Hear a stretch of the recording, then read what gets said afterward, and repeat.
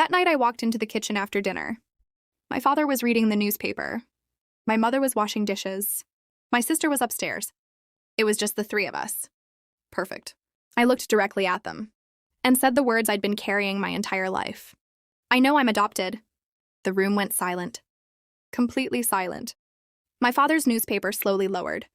My mother's hands stopped moving. Water continued running into the sink. Nobody spoke. For almost 10 seconds. Then my father stood up. And what happened next shocked me. Because instead of looking guilty, he looked terrified. As if I had just asked the one question he prayed would never be asked. "Who told you that?"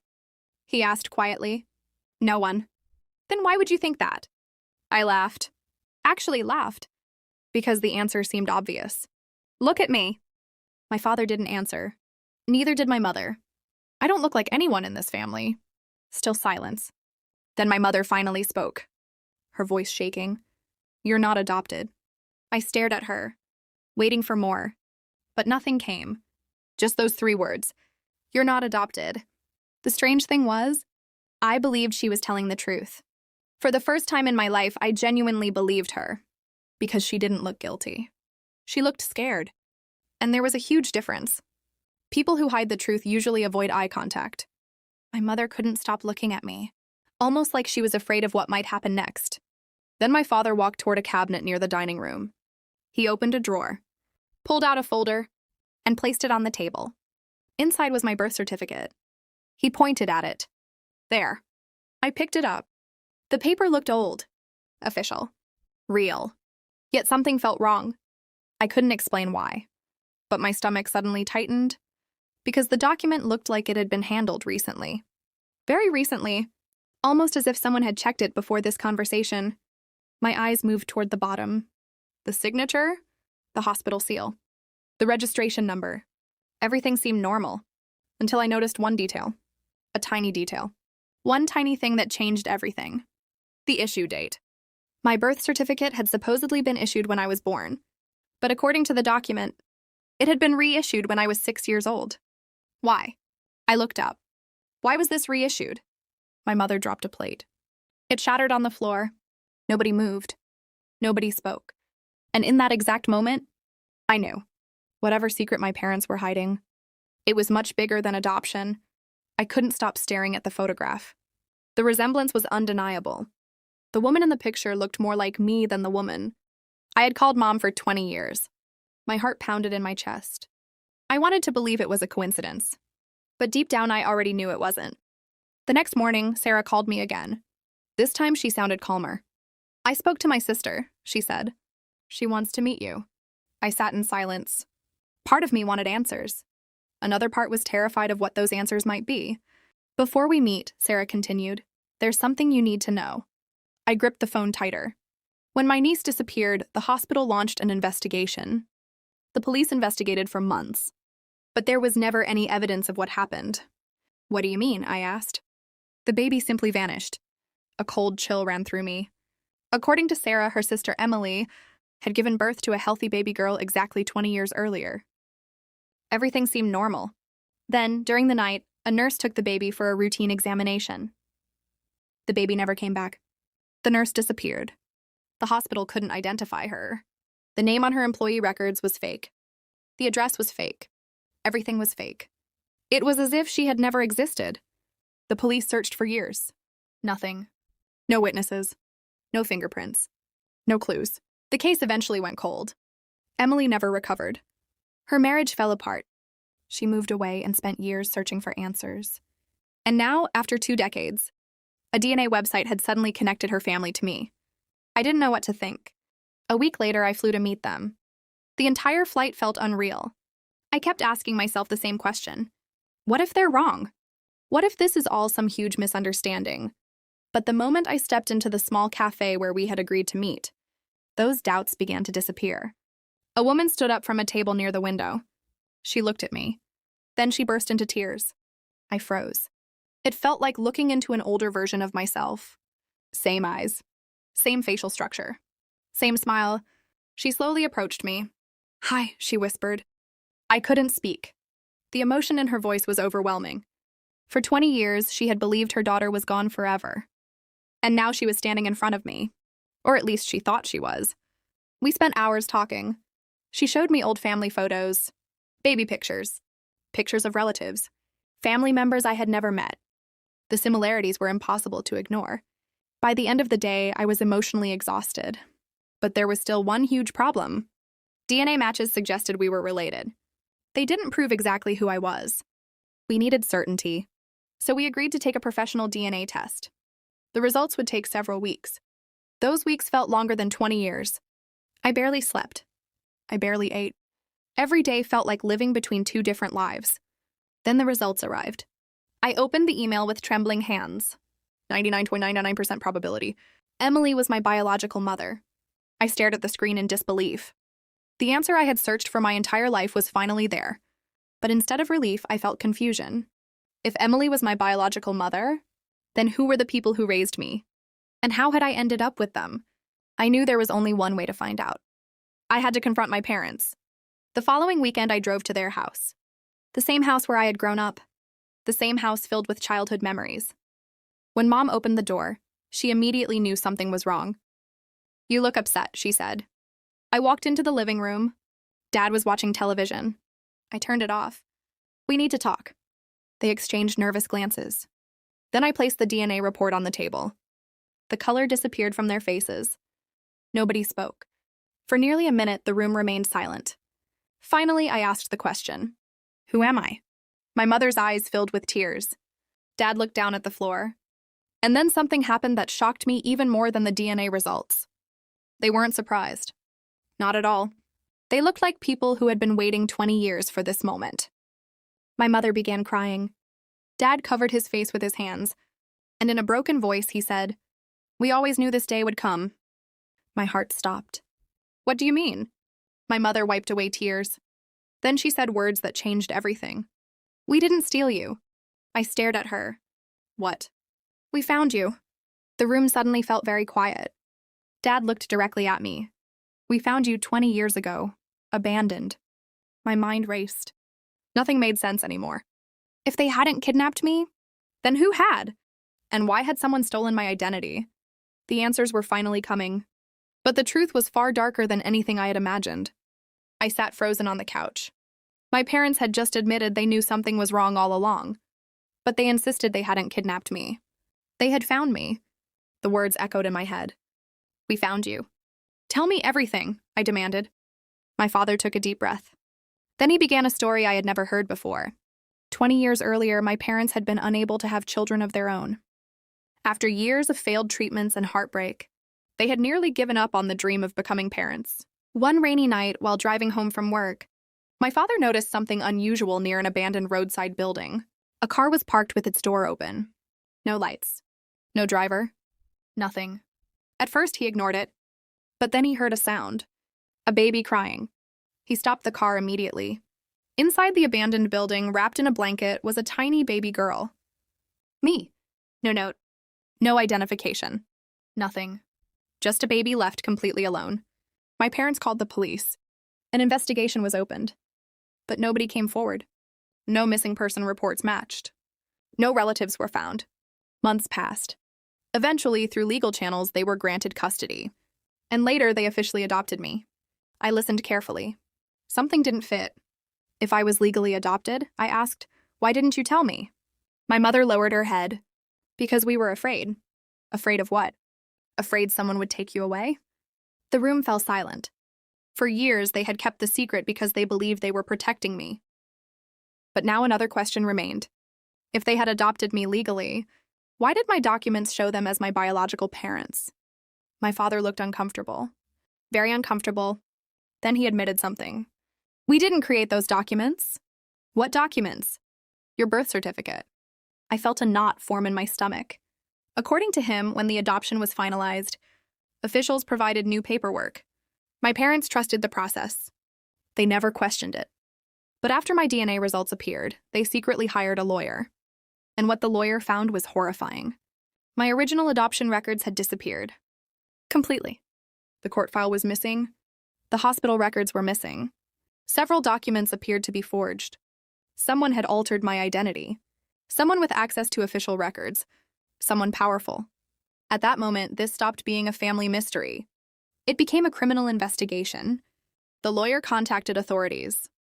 Within weeks, detectives reopened multiple cold cases connected to missing infants from 20 years earlier. And that's when another shocking discovery emerged.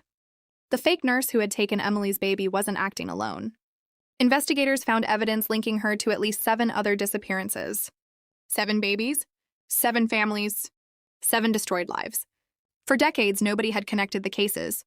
The crimes happened in different cities, different hospitals, different states, different names. But now modern DNA databases were exposing connections that had been invisible before. Detectives believed they were dealing with an organized baby trafficking network, a network that had operated quietly for years. The realization made me sick. I wasn't simply a missing child. I was evidence of a crime nobody had solved. A few months later, investigators asked to meet me. They wanted my help. Inside a conference room, detectives spread photographs across a table. Old surveillance images, hospital employees, witness sketches, possible suspects. One photograph immediately caught my attention. A woman in her 40s. Dark hair, sharp eyes. Something about her seemed familiar. Very familiar. The detective noticed my reaction. "You recognize her?" I hesitated. Then my blood ran cold. "I've seen her before." The room went silent. The detective leaned forward. "Where?" I swallowed hard. I knew exactly where. I had seen her many times growing up. Not recently, not often, but enough to remember. She used to visit our neighborhood when I was a child. She always watched from a distance. Never spoke much. Never stayed long. At the time, I thought she was just a family friend. But now I wasn't so sure. The detective exchanged looks with his partner. Then he revealed something that changed everything. The woman in the photograph wasn't just a suspect. She was believed to be the fake nurse who had disappeared from the hospital 20 years ago. My heart nearly stopped. The woman who stole a baby? The woman connected to multiple disappearances had somehow remained close enough to watch me grow up. Which meant one thing. She knew exactly who I was. And if she knew, then she might already know that the investigation had reopened. The detective's next words sent a chill through the room. "We think she's still alive." That night, I couldn't sleep. For 20 years, someone had hidden the truth. For 20 years, someone had watched from the shadows. And now, after all this time, the person responsible might finally be within reach. But none of us realized how dangerous the situation was about to become. Because 3 days later, I received a package with no return address. Inside was a single photograph, a recent photograph, of me, standing outside my apartment. Someone had been watching, and attached to the photo was a handwritten note. My hands shook as I stared at the photograph. It had clearly been taken only days earlier.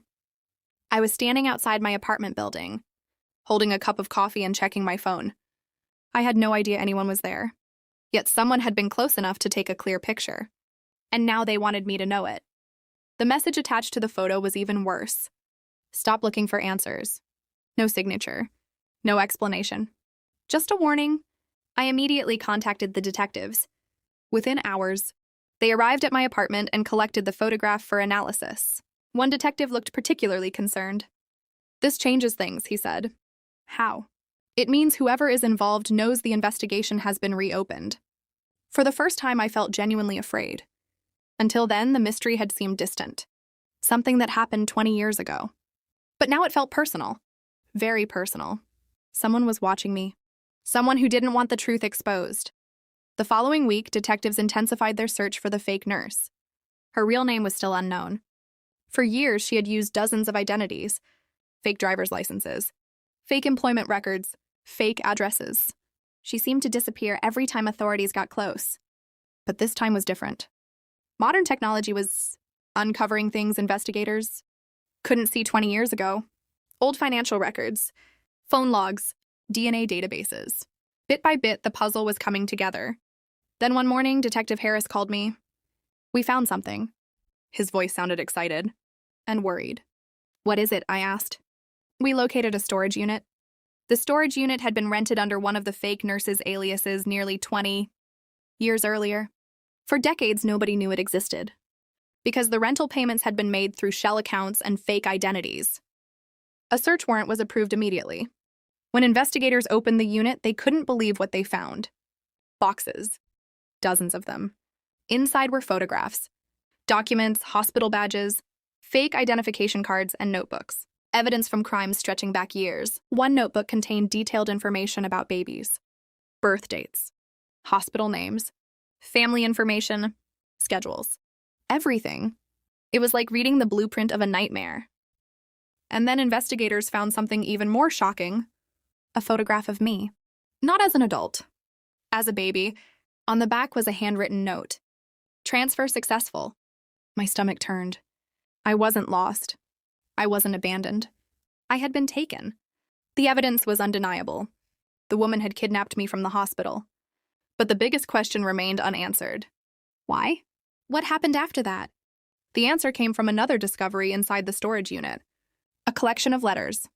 Most had never been mailed. Many were written between members of the criminal organization. According to investigators, the fake nurse wasn't acting independently. She worked for a larger network, a group that specialized in stealing identities and illegally placing children into new families. Some children were sold. Some disappeared entirely. Others were given new identities. The operation had lasted for years before eventually collapsing. Most of the members vanished. Some died, others changed identities and disappeared. But one person appeared repeatedly throughout the letters. The same name appeared over and over. A person referred to only as the director. Nobody knew who the director was. No photographs existed. No confirmed identity. Just a title. Yet every major decision seemed to come from this mysterious person. Detectives believed the director had organized the entire operation. And if they were still alive, they might hold answers to every missing child case connected to the network. Then came the breakthrough. Fingerprints recovered. From the storage unit matched. A woman living under a false identity nearly 800 miles away. The fake nurse. After 20 years, investigators finally knew where she was. An arrest operation was planned immediately. But before police could move, something unexpected happened. She disappeared. Again. The moment investigators arrived at her home, it was empty. No furniture. No personal belongings. Nothing. It looked as if she had vanished overnight. Someone had warned her. The question was who. A few days later, another package arrived at my apartment. This time, there was no photograph. Only a USB drive. Detectives examined it carefully before allowing me to see its contents. The drive contained a single video. The timestamp showed it had been recorded just 2 days earlier. A woman sat in front of the camera. Older now. Gray hair. Wrinkled face. But I recognized her immediately. The fake nurse. She looked directly into the camera. Then she spoke. By the time you watch this, I'll be gone. My pulse raced. The room became silent. Everyone listened. For 20 years, this woman had hidden from the world. And now she was finally talking. What she revealed next would expose secrets nobody expected, including the identity of the mysterious director, and the shocking reason I had been taken in the first place. क्योंकि अगर login होता तो फिर इधर से देखें Gmail भी तो मेरी वही पुरानी वाली खुल रही है ना मुझे सर्च में आ रहा है ना तब लॉगिन नहीं हुआ हुआ The room was silent as the video played. The woman on the screen looked exhausted. For 20 years, she had hidden from the police. For 20 years, families had searched for answers. Now, at last, she was speaking. She stared directly into the camera. Then she said something nobody expected. I never wanted to hurt the children. Detective Harris scoffed. But the woman continued, I know nobody will believe me. Maybe they shouldn't. But the truth is more complicated than you think. I couldn't take my eyes off the screen. She took a deep breath. Then she began her confession. 20 years earlier, she had worked for a criminal organization that specialized in identity fraud. At first, their operations focused on forged documents and financial scams. Then everything changed. One of the group's leaders discovered a horrifying opportunity. Children, babies with no ability to identify themselves. Children whose identities could be erased and replaced. The network began targeting hospitals with weak security systems. Employees were bribed. Records were altered. Birth certificates were forged. Entire identities disappeared overnight. The woman admitted her role. She had posed as a nurse. She had removed babies from hospitals. She had delivered them to people higher in the organization. but she claimed she wasn't the mastermind. Every order came from one person. The director. The woman lowered her head. Then she finally revealed the name. The detectives watching the video immediately froze. I saw genuine shock on their faces. "What?" I asked. Nobody answered. Instead, Detective Harris paused the video. The room became very quiet. Finally, he looked at me. "The director isn't a criminal you've never met." A knot formed in my stomach. "What do you mean?" He hesitated. Then he said it. "The director is someone connected to your case." My heart pounded. The detective pressed play. The woman looked into the camera. Then she spoke the name. For several seconds, I couldn't breathe. I knew that name. Everyone did. The director wasn't hiding in another country. The director wasn't living under a fake identity. The director had spent years appearing as a respected member of society, a successful businessman, a charity donor, a public figure admired by thousands. The entire room sat in stunned silence. The person responsible had hidden in plain sight for decades. But the biggest surprise was still coming. The woman continued speaking. "Your case was different." My pulse quickened. "Different? How?" "You weren't selected randomly." The words hit me like a truck. I leaned closer to the screen. "What does that mean?" I whispered. The answer arrived seconds later. According to the woman, my biological mother wasn't the original target. Neither was I. The real target had been my biological grandfather. Years before my birth, he had testified in a major fraud investigation connected to members of the criminal network. His testimony had cost the organization millions. The director never forgot, never forgave, and when an opportunity appeared, revenge followed.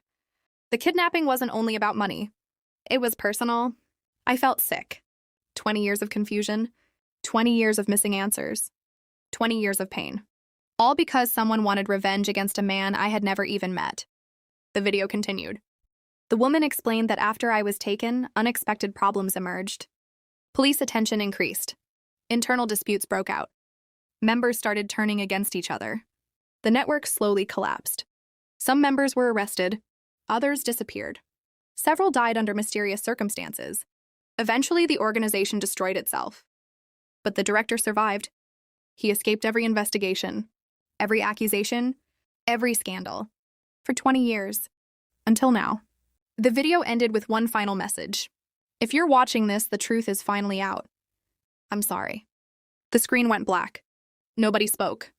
Hours later, authorities launched a massive operation. Search warrants were executed. Financial records were seized. Properties were searched. The director was finally arrested. News outlets across the country exploded with coverage. The case became national news. Families connected to the missing child investigations finally received answers. Not all the answers they wanted, but enough to begin healing. Months later, I stood outside a courthouse. The trial was over. The people responsible had been exposed. Justice, though delayed, had finally arrived. Yet my biggest challenge wasn't the criminal case. It was figuring out who I was. I had two families. One family gave me life. The other family raised me. Neither relationship was simple. Neither could replace the other. But over time, something unexpected happened. Instead of choosing one family over the other, we became connected. Birthdays were shared. Holidays were shared. Memories were shared. For the first time in my life, I stopped feeling like I didn't belong. Because the truth wasn't that I belonged to one family or the other. I belonged to both. And although 20 years had been stolen from us, we refused to let the future be stolen too. As for the question that haunted me since childhood, who am I? I finally found the answer. I wasn't the girl who was abandoned. I wasn't the victim whose identity was stolen. I wasn't the mystery everyone tried to solve. I was a survivor. And after 20 years of lies, I finally had my name, my history, and my life back. The end.